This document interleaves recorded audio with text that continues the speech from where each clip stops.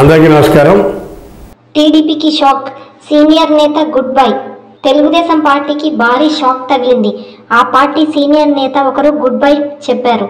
పార్టీకి రాజీనామా చేశారు. నేరుగా అధినేత చంద్రబాబుకే లేఖ రాశారు.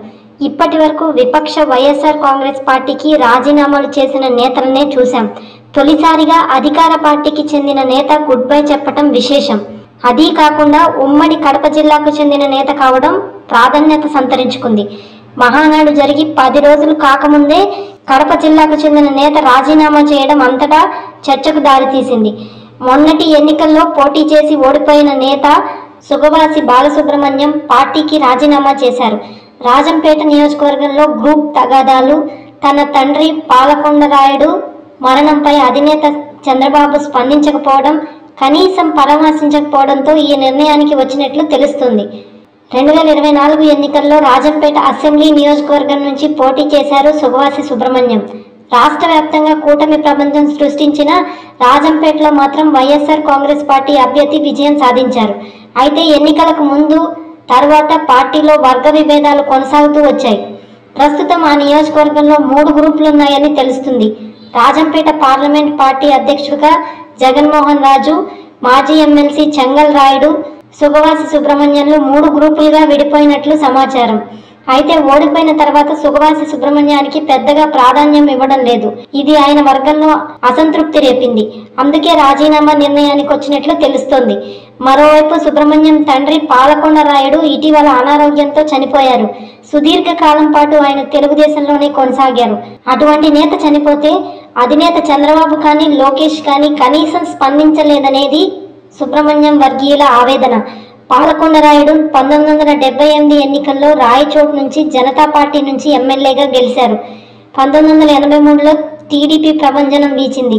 కానీ ఇండిపెండెంట్గా పోటీ చేసి విజయం సాధించారు. అనంతరం ఆయన టీడీపీలో చేరారు. 1984 సార్వత్రిక ఎన్నికల్లో రాజంపేట ఎంపీగా పోటీ చేసి విజయం సాధించారు. 1999, 2004 ఎన్నికల్లోనూ వరుసగా రాయచోటు నుంచి ఎమ్మెల్యేగా గెలిచారు. ఆయన రాజకీయ వారసుడిగా తెరపైకొచ్చారు సుగవాసి సుబ్రహ్మణ్యం. 2024 ఎన్నికల్లో రాజంపేట అసెంబ్లీ స్థానం నుంచి పోటీ చేసి ఓడిపోయారు. ఎన్నికల ఫలితాల తర్వాత సుబ్రహ్మణ్యం కొద్ది రోజుల పాటు పార్టీ కార్యక్రమాల్లోనే చురుగ్గా పాల్గొన్నారు. ఆ తర్వాత పార్టీకి దూరంగా ఉంటూ వస్తున్నారు. సుగవాసి సుబ్రహ్మణ్యం రాజంపేట ఎంపీ టికెట్ ఆశించారు.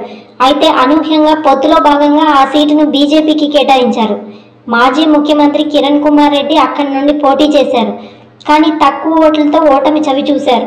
అయితే రాయచోటి నియోజకవర్గానికి చెందిన సుగవాసి సుబ్రహ్మణ్యంకు రాజంపేట అసెంబ్లీ టికెట్ ఇచ్చారు. అక్కడ వర్గపోరుతోనే ఆయన ఓటమి చవిచూసినట్లు తెలుస్తుంది. అయితే ఓడిపోయిన తర్వాత రాజంపేట అసెంబ్లీ నియోజకవర్గ ఇన్ఛార్జ్ ఎవరనే విషయంలో స్పష్టత ఇవ్వకపోవడంతో తీవ్ర మనస్తాపానికి గురయ్యారు. మరోవైపు రాజంపేట అసెంబ్లీ నియోజకవర్గంలో వర్గ విభేదాలు పెరుగుతున్నాయి. ఇంకోవైపు పార్టీలో తగినంత గుర్తింపు లేకపోవడంతో సుగవాసి సుబ్రహ్మణ్యం రాజీనామా చేసినట్లు తెలుస్తుంది.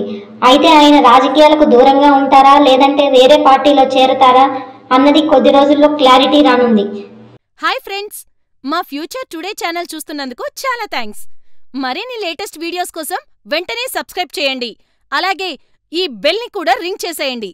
మా లేటెస్ట్ వీడియోస్ నోటిఫికేషన్స్ అన్నీ మీ మొబైల్లో వస్తాయి.